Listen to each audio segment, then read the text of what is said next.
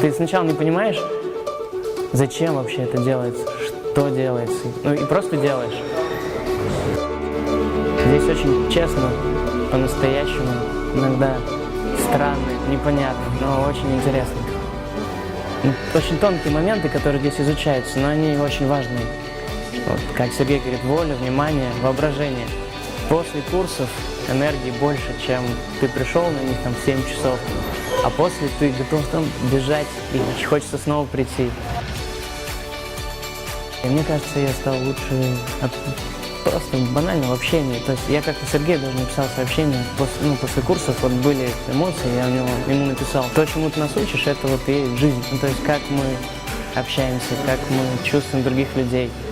И просто, чтобы стать более гармоничным, развитым человеком, вот сюда.